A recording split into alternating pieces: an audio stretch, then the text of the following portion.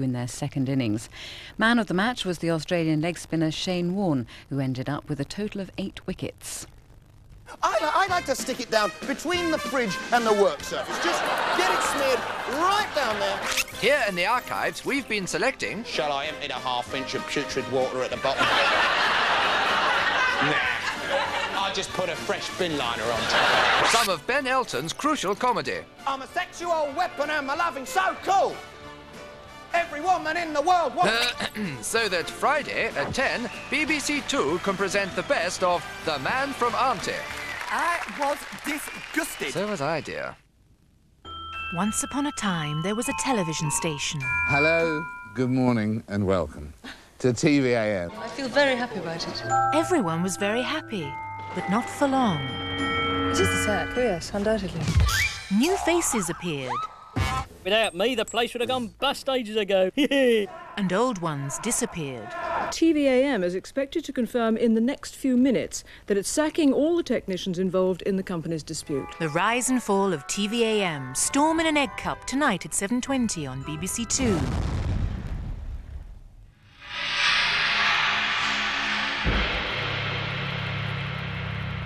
25 years ago, Manchester United became the first English club to win the European Cup. As the present-day team attempts to emulate that early success, the original team marked their anniversary by returning to Wembley to relive the big day.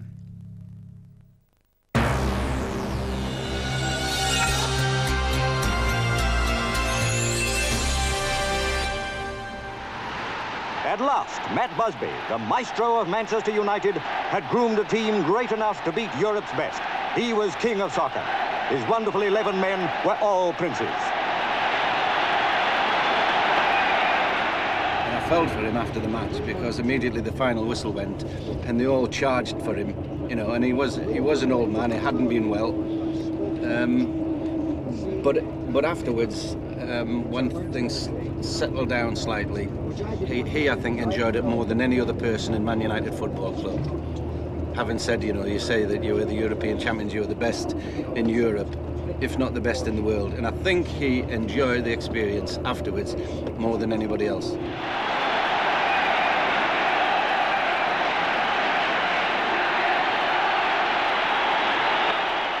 Every dream that he'd ever had, you know, it'd come true. Maybe not with the players that he would have liked, but nevertheless, it was. That's what I think about Sir Matt Busby and the day. United have got Benfica on the run now. Sadler, Charlton, a goal! He scored! Charlton has scored! A wonderfully taken goal, and Sadler was the man. Look from our other camera, and there's Charlton making it 1-0. 8 minutes of the second half gone, and that could be the goal. I'm very, very proud as a Manchester lad to have been involved in it. I'm very proud for what it means to the club, for what it means to the whole city of Manchester. But as far as looking back goes, I look back with pleasure, not with longing. It's something I'm very, very happy with. I think everybody was. I think everybody knew, you know, particularly for Matt's sake as well, that it was the European Cup and this was going to be his last chance ever of winning it. I think everybody wanted to win for the boss. I think it was his final more than the players.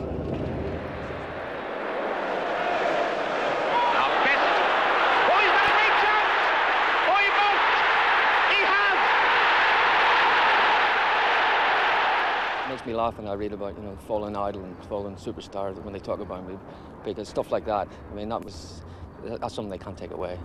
It'll always be there. I always felt it was a part of the history of the club, and it wasn't like something that one would really enjoy actually doing. One felt that it was part of the history, and I was so delighted after the game we won, not because we won, but because if we lost. It would have been absolutely terrible. But I did feel that there was an inner feeling, I don't know what it was, but I felt that we were going to win this match and nothing would stop us from winning it.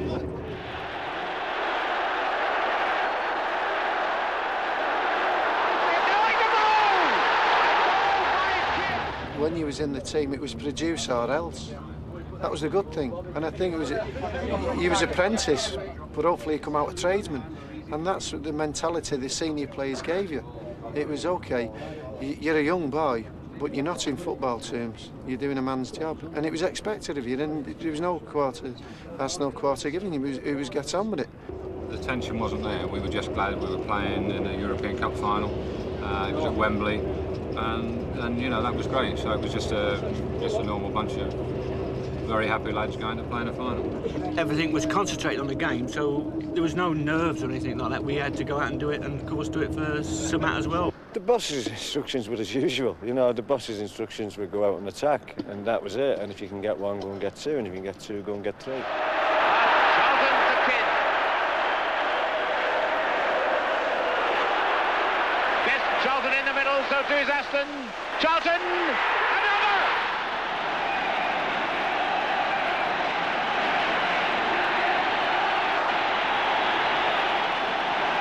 So whilst they were all enjoying themselves down in London, I was in hospital in Manchester in pain, suffering pain badly, while they were all having a great time.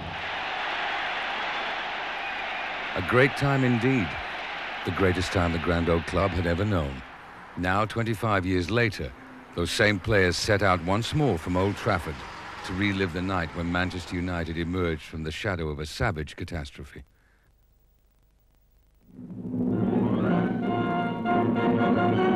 Munich airport, and wreckage that tells the story of the dreadful disaster.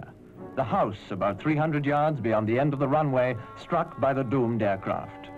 Here, 21 out of the 44 people aboard lost their lives when it crashed. As the news of the disaster became known, Britain was appalled. Among the fatalities were 7 members of the famous Manchester United team. Only the day before, they'd met Red Star in Belgrade in their European Cup tie. United had been quick to take the lead. This was through a goal by Dennis Viollet, one of those injured in the crash.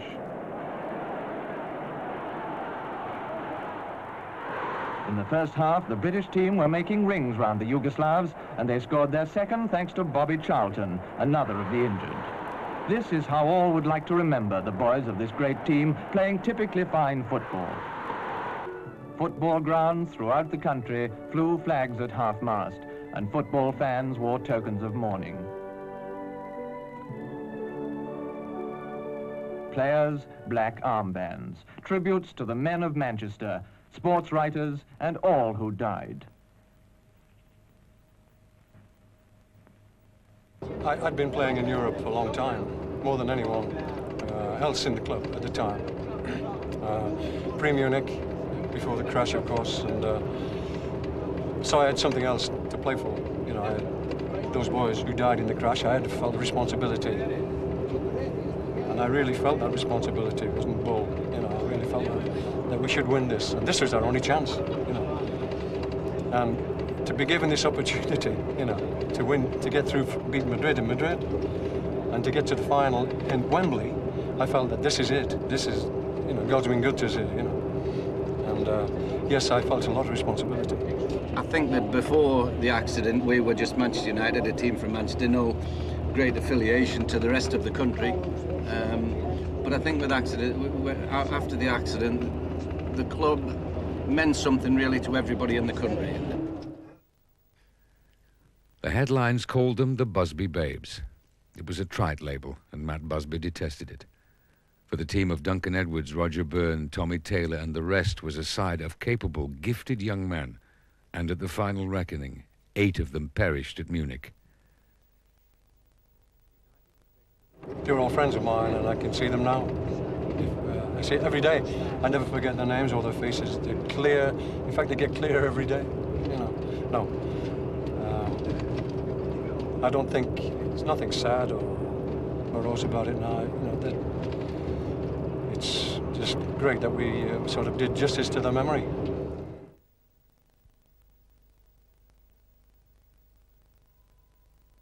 The feeling we had was obviously we wanted to win it for the boss. As you go back to obviously with the Munich lads, the tragedy and everything, and I don't think we'd be telling the truth. That was paramount. We wanted to win it for the boss. I didn't realise how close it was to the Munich events and so on. And as I look back, I wasn't apprehensive, I have to admit that. I think people like Bobby and Shea were apprehensive. I think I was lucky. I think, in fact, all 11 of us were lucky to be the 11 players to represent Manchester United, not just for ourselves and for the club, but for players that had gone before, for the management, and for the people who did so much work at the club. When you think that Sir Matt had been in an air crash only 10 years before, where they had lost half of the team, and that was 10 years later on, he'd won the tournament, which he'd always set his heart on. It was the most magnificent night for the fans, for Manchester United, and also, of course, for Sir Matt. Well, I don't think I've ever seen him nervous, but he was a little bit, you know, and obviously very emotional for him. I mean, it was a special occasion, and I would think before, during, and after the game, his mind was probably wandering back to, you know, the lads that had nearly done it for him. United had taken the first steps to Wembley with comfort and style. Hibernians of Malta were overwhelmed by 4 goals at Old Trafford, where the tie was effectively decided. The second round was much tighter, but after a goalless draw in Sarajevo, they moved on to a narrow and slightly nervous success at home. The quarter-final against Górnik of Poland was even closer, but their 2-goal lead from the first leg ensured their survival. The real test was now at hand. Manchester United versus Real Madrid. 2 of the most successful and highly respected teams in the football world today, meeting in the first leg of the European Cup semi-final. Manchester United, the English League champions, the mighty Real Madrid, already champions of Spain this season, and 6 times winners of the European Cup. Styles. Best to kid. Couldn't think that was my best. This is Aston. Again, the cue at the far post for the cross, if he can get it back. Ran well for him. Best! Beauty! A real good goal! This is where I landed in my career, making coffee for that lot there. United were without their joker for the second leg. A knee injury had claimed Dennis Law when he was most desperately needed. George Best's goal had given them a fragile advantage, but they had also lost David Hurd with a broken leg. And now they faced Real in Madrid, in their own Bernabeu Stadium. The first half we got slaughtered. I mean, they played great. We got the fact that we were only 3-1 down was a bonus. The goal that we got was an incredible OG anyway. No one said a word at half-time. We just sat there. That's it. Even Sir Matt never said a thing. And then the whistle went for us to go out, and we sort of got up. All of a sudden he said, whoa. Now remember, you're only a goal behind. And all of a sudden, that gave you that little bit of hope. It lifted you. But his timing was superb. I hadn't thought of that goal then, but when he said it, that was the one, I would think, that gave us the little lift that we needed, just those few words. We'd been hammered, well and truly, and we really survived just about in touch with them. Obviously 3-2, of course we were in touch. And, you know, that's what he was saying. As bad as we sort of played, really, and as well as they played, the score in the tie was still 3-2. We'd all forgot about the goal that George had scored at Old Trafford. And I think that really put something into us. We came out second half, obviously nothing to lose, and then I can't even remember what part of the second half it was, but you know, George went up for something, and the keeper went with him, committed himself, and the ball came over, and it sort of came towards me, and I stuck out something, and I sort of carried on, and it sort of touched me really all right, and I didn't really know where it had gone. And I sort of carried on around the side of the goal, and I don't know, there was 135, 140,000 people there. It was as if they'd all stopped talking at once. It was like silence, and I thought, what's happened there? You know, there's something happened, I'm not... And of course the ball was in the back of the net. When David scored that goal, it was a period in the game when a lull happened. for the first time, Madrid had dropped back. I mean, they gave us a pounding in the first half, you know, and I thought they'd do the same in the second, and we could possibly lose 5 or 6 goals, you know. But I think they made a tactical mistake, or they decided that that was enough, and they gave us a little bit of space in which to start playing and coming out of defence. Instead of being pressed, we would start to get a bit of space to play. And George, for the first time, came into the match, and Pat Creran had a throw-in on the right, I remember saying, and no one seemed to want to move, you know. Anyway, he managed to get the ball to George, and George turned, he managed to turn, beat 2 or 3 players, left them in his wake and was away, you know. And he seemed to have no support at all, you know. So I jogged from the back, you know. And I can remember Nobby shouting, the thing, and it still stays in my mind. Nobby shouting, "Where the hell do you think you're going?" You know, and shouted, you know. A little bit more choice language than that. But I went. Of course, I was about 25 yards. Once I got 25 yards out of Nobby's range, that was it. He wouldn't see me. I don't think he ever knew where I'd gone. Well, Bill was a centre half in the stopper mould, and probably nobody finer in the game. And it was quite fun. I remember when we scored the equaliser to make it 3. It's Billy Phillips, who appeared God knows where from. I was in the box, waiting to see if he did cross it. I was in position, but nobody else was in there. And he looked in his usual way. George looked up he looked up, and he had a second look as if he couldn't believe it. You know, he just sort of looked up again. You know, and he gave me, feinted to drive it into the near post. And the goalkeeper went, the centre back went, and pulled a most beautiful pass for me, just inside, and it left me an easy shot just into the far post, which I did side-footed into the far post.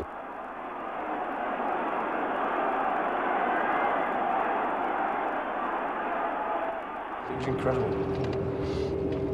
It was the highlight of my career. I'd watched Bill Foulkes from sort of early days, and I'd never seen him do anything like that at all.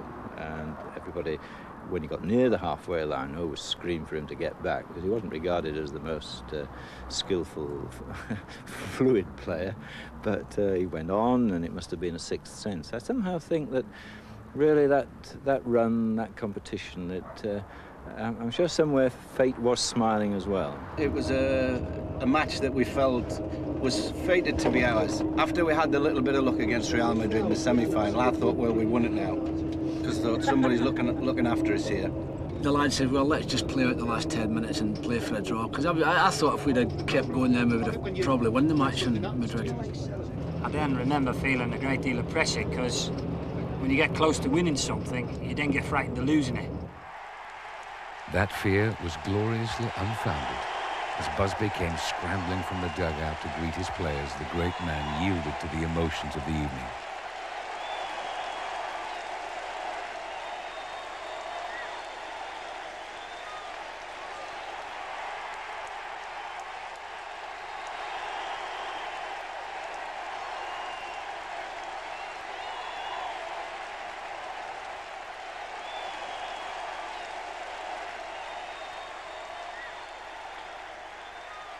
There was joy, there was relief, and there were tears. Above all, there was a powerful conviction that Matt Busby's United were moving towards their destiny.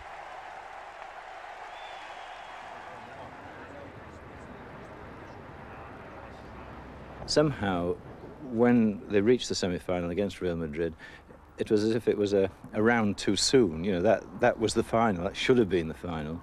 And Real Madrid had always had the better of the previous games. And although I admired that team, I really thought, you know, this could be it, particularly after that first leg.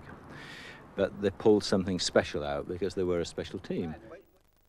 United's journey was nearing its close, and Benfica, the champions of Portugal, lay waiting at the end of the road. Bobby Charlton leading Manchester United, and the wonderful old veteran Coluna leading Benfica. There's Bobby Charlton. Brian Kidd, and a happy 19th birthday to him. Shea Brennan, and there is Matt Busby, and how most people in this stadium, and I'm sure in the television audience, are praying for him at this moment. And John Aston, his proud father, is here to watch him today. And Alex Stepney played his first international here last week. Pat Creran. That is Tony Dunn. Bill Foulkes, who's played in every European Cup campaign for Manchester United, the only player to have done so. In the hotel lobby, The prodigal son has been pacing for 3 hours. For once, United have kept George Best waiting. Now the team is complete. The memories come crowding in as these middle-aged men revisit their past. The talk chatters on through the afternoon and early evening, and the laughter and stories continue as United sit down to dine. Okay. You're about that Italian memory. Although the side was sprinkled with some of the most famous faces in football, these players retained the common bond of men who had served the same apprenticeship. For this United team represented the ultimate tribute to Matt Busby's managerial genius. While other managers would flourish their checkbooks, Busby discovered his own men and moulded them in his own ways. And we're sure that Sadler's going to go back to help folks handle Torres, but all eyes will be on number 6, Nobby Stiles, surely the man who's played 3 times against Eusebio and beat them on each occasion.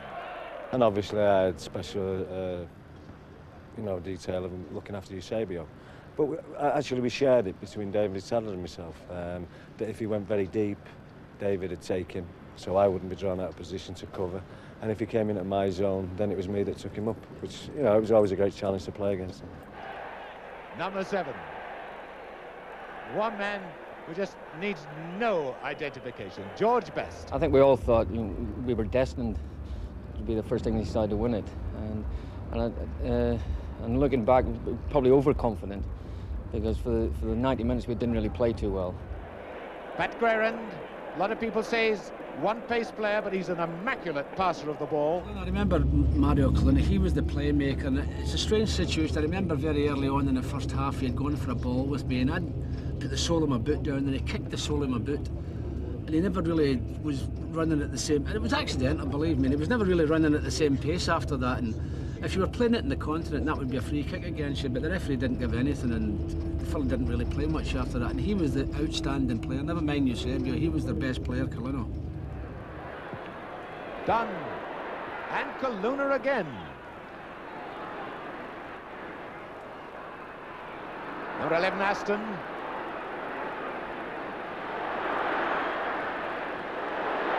It goes Kidd, and Sadler. Jack in that room with his key. Buddy, get a pair of boots. As long as you got the down, another 2 years. Play on, and Guerrand against finds Best. Guerrand is on the right wing. Oh, Aston, he's got, take it up for Kidd.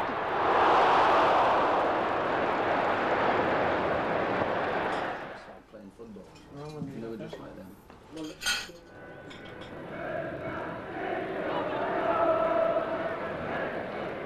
Sadler finding Kidd. Oh, great ball to Sadler, he must score! Oh, Sadler, what a miss! Oh, David Sadler. Let's give the goalkeeper credit, he started to move out. And Sadler made the mistake of shooting hurriedly. Matt Busby must be wondering whether it wasn't an important one went away. And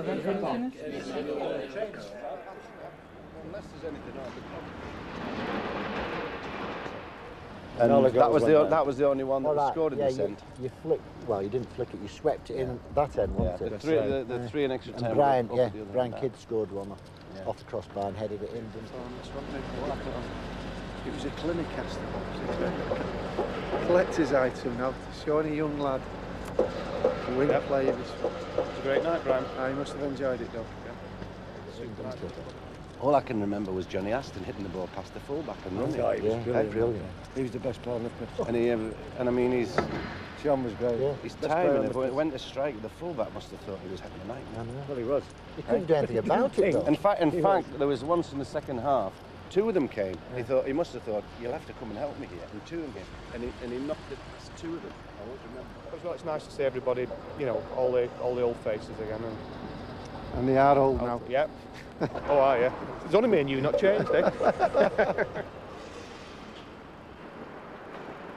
So Busby and Best walked from the pitch where their history was made on a fine spring evening, a quarter of a century ago. as Benfica start the second half. No score. Now Best.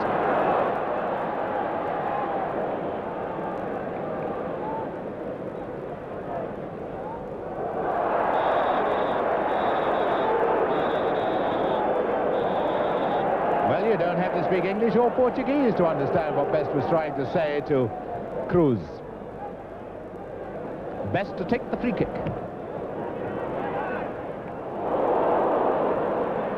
Jose Augusto. Well, that was a good shoulder charge by Creren. Aston, well, he's doing what he did in the first half. That's the beauty.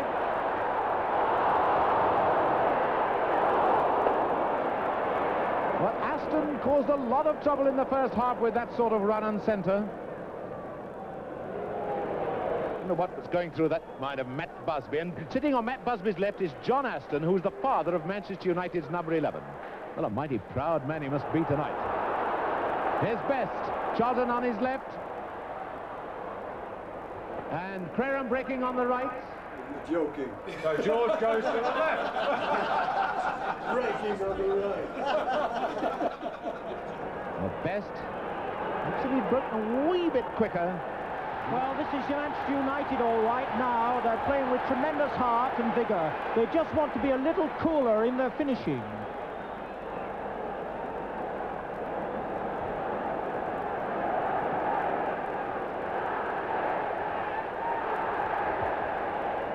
Seen absolutely nothing of Benfica in the second half, except as a side under heavy pressure at the back. Now here's Best. Oh, that goalkeeper coming out of his goal with almost no confidence at all in the rest of his defenders. United have got Benfica on the run now. Sadler. Boys are back in time. That's goal he ever scored. Wonderfully taken goal, and Sadler was the man. Look from our other camera, and there's Charlton making it 1-0. 8 minutes of the second half gone, and that could be the goal that Walter Winterbottom said could stop the flood. Bobby Charlton's first in the European Cup this season. This has been very good. Manchester United have been opening it up extremely well, and now they're in the lead. So here we go for a real resounding win for the United. So now Benfica cannot stay back in defence and bide the time as they have been doing. Best offside. Oh, it's in. No, it's no goal, Georgie.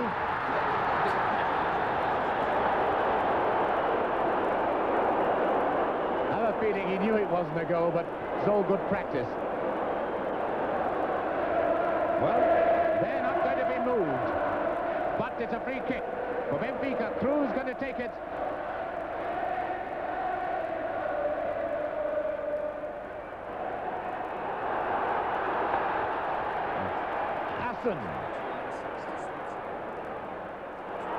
Oh, what a game he's had, the Best. And Sadler breaking. This is Sadler. He's got Creren on his right. Oh, there were enough units. Good, isn't it? Well, very good. Very entertaining anyway. We win as well. I hope so. He was there, he was there. Manchester United really bubbling now.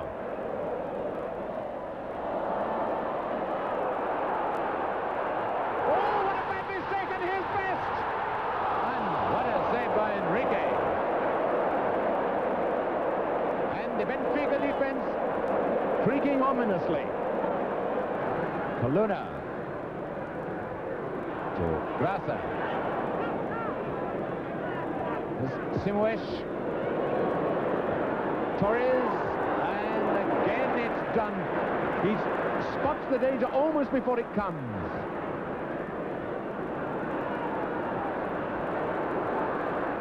Now Kidd, he's got to take an awful lot on himself at the moment.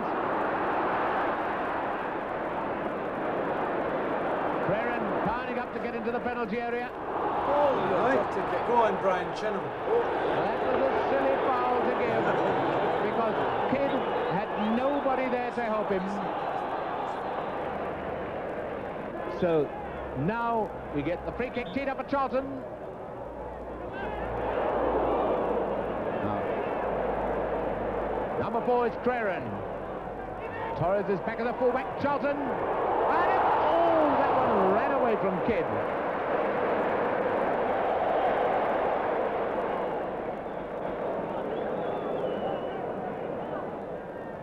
Best.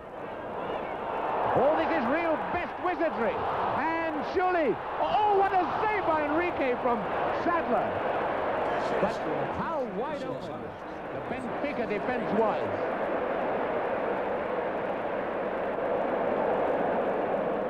The fans will talk about that for a long, long time.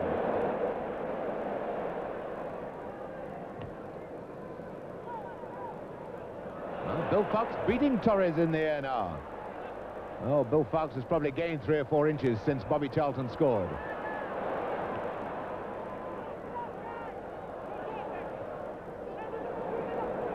Colonna, Eusebio! Now then, that should serve as a very great warning to Manchester United. So a quarter of an hour to go then. And Best turn into that one was caught by Colonna. And Bobby Charlton understands that when a player turns quickly, it's almost impossible not to catch him like that. Mr. Lobello has decided that Best is not as injured as he's trying to kid as he is. Let's hope he's right. But you see, Best is playing with his stockings rolled down, and these fellas will play without shin pads, so the slightest crack on the shins is terribly painful.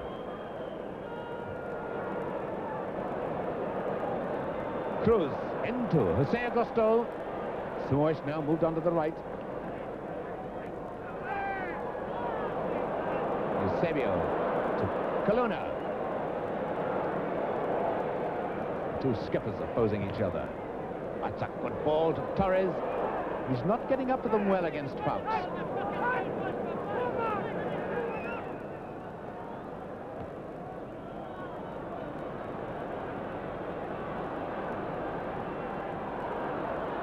Umberto. Oh, they're taking terrible risks in defense.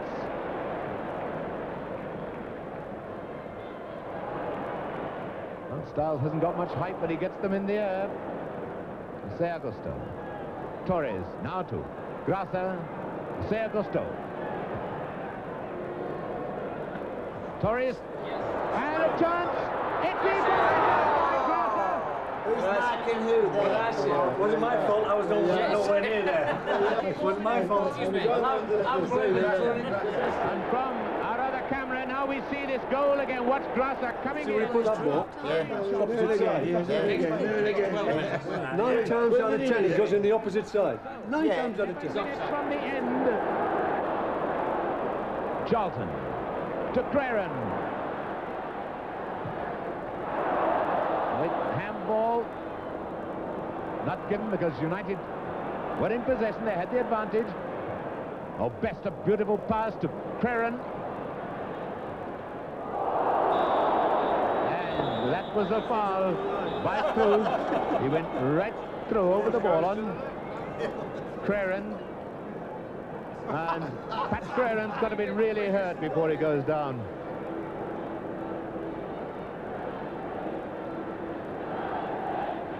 Free kick. Craren. Best. Ooh.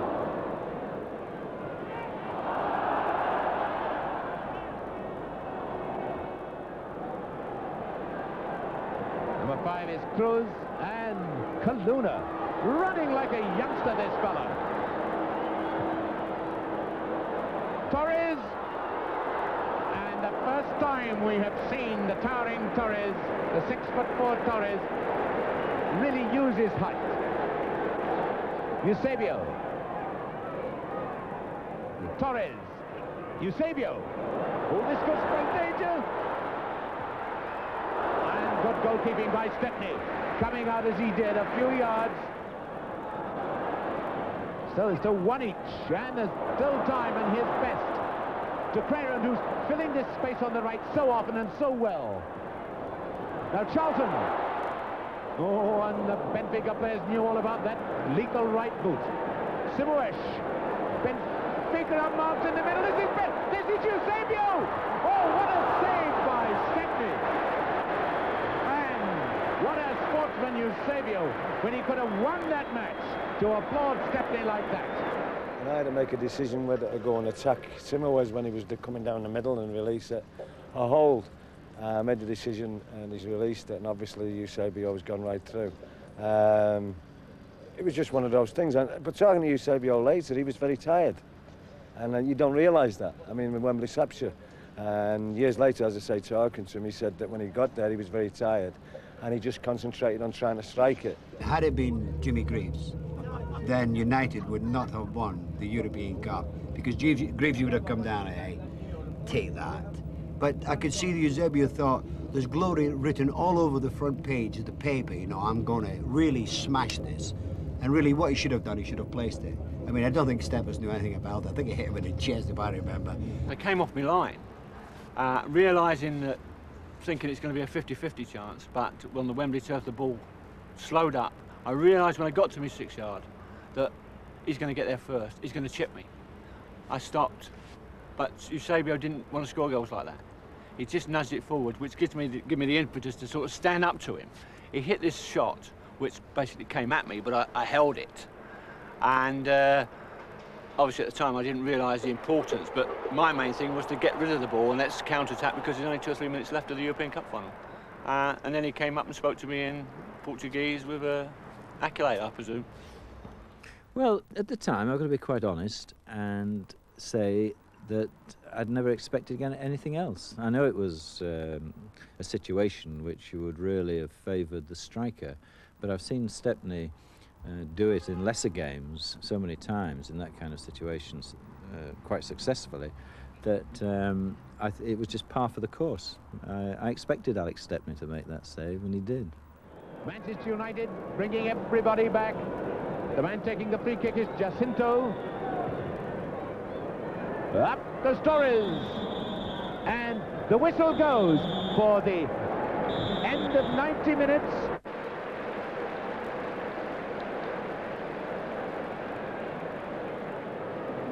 Bobby Charlton, who's played so magnificently, tremendous general. Well, he remembers the extra time in the World Cup final. To win something with the lads that you play with every day and they train with every day is a different feeling altogether, and I find it very difficult to compare them. And I've never ever once said that the World Cup was more important. I never felt that. I think that it was a national thing by the time Man United got to the final of the European Cup. I wouldn't like to separate them, and I wouldn't like to have had a football career without either of them. 66 was absolutely brilliant. It was tremendous, you know, being an Englishman that day. But 68 was equally so, because I was a Manchester boy raised up on him. Watched all the great stars when I was a kid. And I think for Brian Kidd and myself, it was especially emotional because, as I say, local kids, and to go and do it, and for Sir Matt, it was great. It was all the ambitions, what we wanted to do, and how great, as I say, Duncan Edwards, Eddie Coleman, my particular idol. It was great, and those were the memories as well. So, as we start extra time, Charlton scored for Manchester United 53 minutes, Graça for Benfica 11 minutes from the end.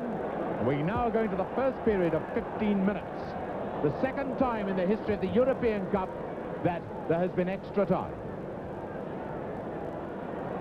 Torres. The first time was in 1958 when Real Madrid beat Milan 3-2 at Brussels after extra time.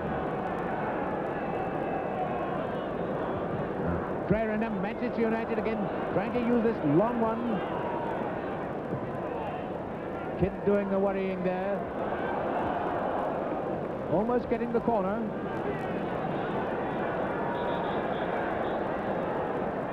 Where is Charlton got his stockings rolled down? And there he is. So a lot of players have. Aston.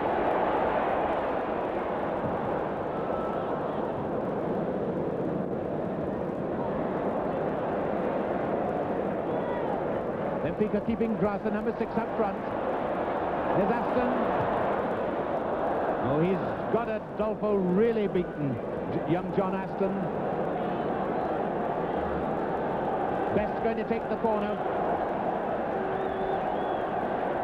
Fouts has gone up into the penalty area. And listen to this Manchester contingent, 30,000 great fans.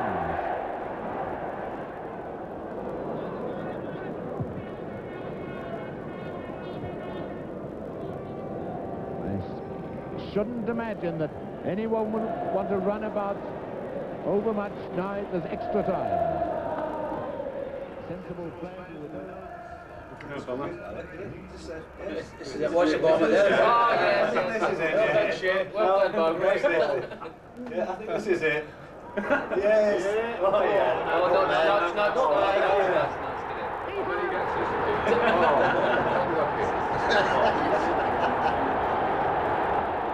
All the others are congratulating Shea, you know, further down the field.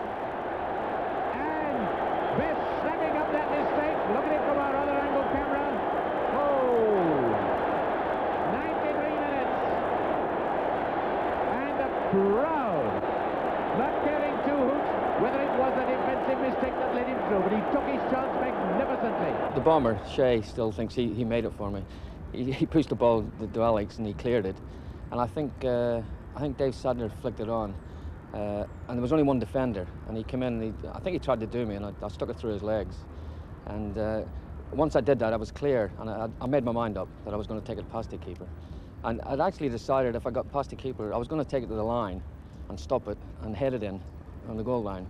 But the keeper, the silly bugger, the keeper, he got up too quickly and got back too quick, so I just knocked it in. And I can still see him diving and trying to keep it out. I mean, it was right in the back of the net.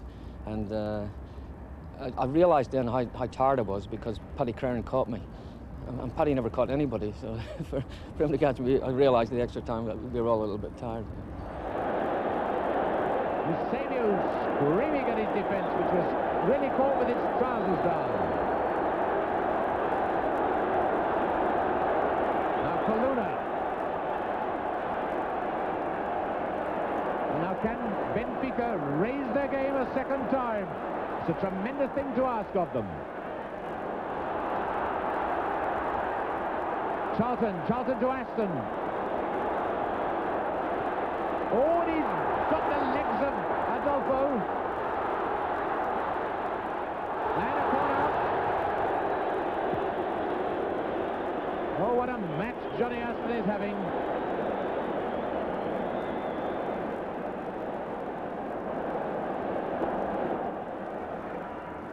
Terrific game.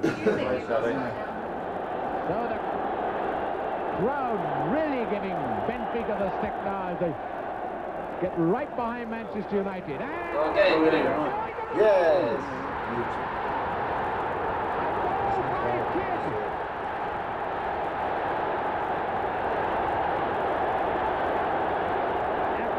Right, and let's have a look at Kidd getting up to that one from behind the goal.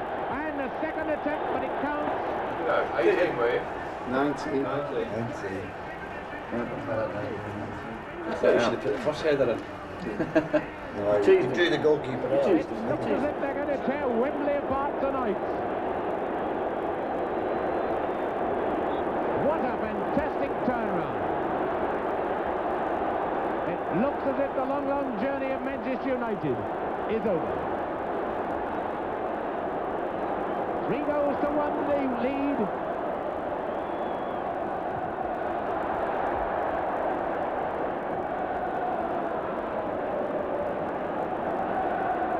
Jacinto, up goes Torres, but Izzy Fouts is now 10 feet tall against him. John Aston's never seen this before. He's never seen this video, he says, before. Yeah, I'm going to ask for the rise after. What's his best? Kidd in the middle.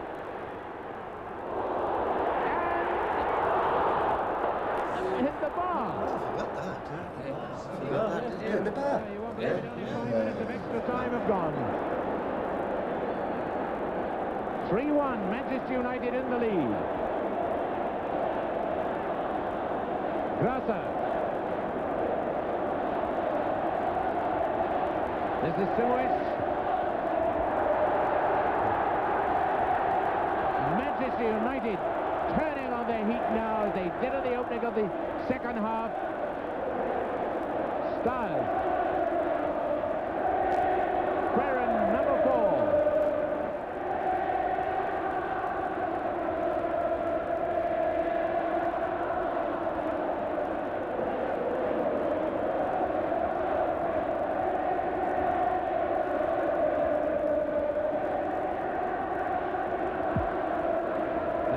To play for Benfica in face of a crowd like this? Well, the crowd have really decided that victory is theirs, haven't they? Charlton to Kidd.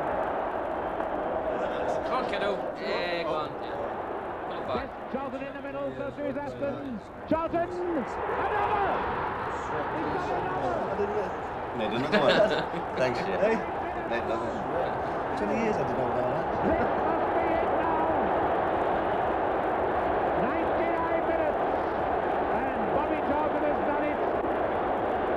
What a sensational 8 minutes.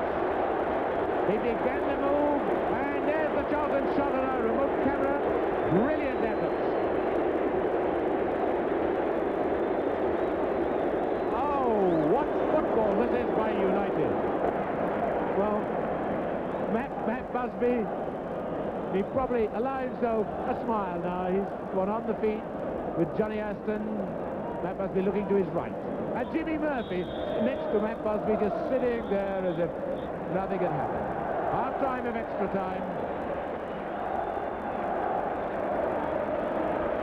And Tony Dunn having to have the attention. Well, the crowd are getting ready for a fiesta. Nothing could stop Manchester United now from winning this game. With only a bit seconds left, both linesmen have given the signal that it's all over. We don't even look at Georgie Best, we look at the referee.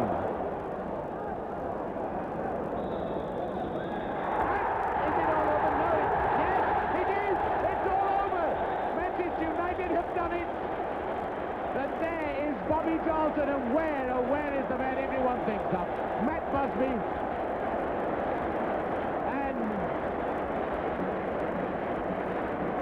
Tremendous moment for this great man, and Wilf McGuinness applauding him as he comes out on the pitch.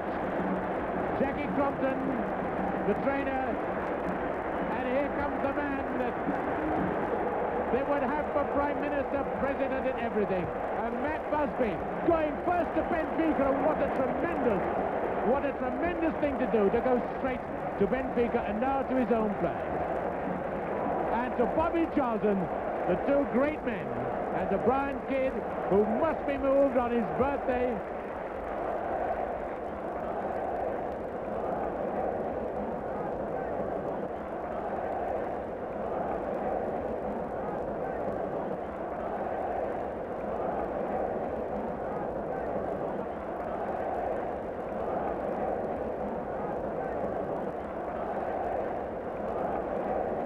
And I watched the game on the television with some of my friends who came in about 6 o'clock. I think the kickoff was about 8 o'clock at night. They came in about 6 o'clock and brought a crate of McEwens in, so we had a couple of shandies while we were watching the game.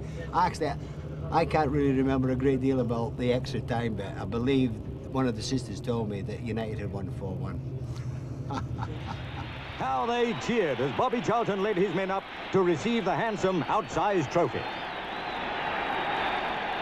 Mr. Wiebacker, president of the European Union of Football Associations, handed it over.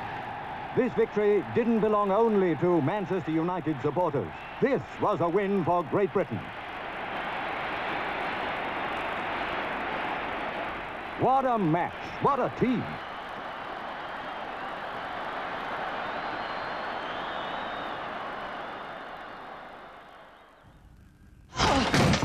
Meet Ken Livingston. Who the hell are you? I'm the new leader of the GLC.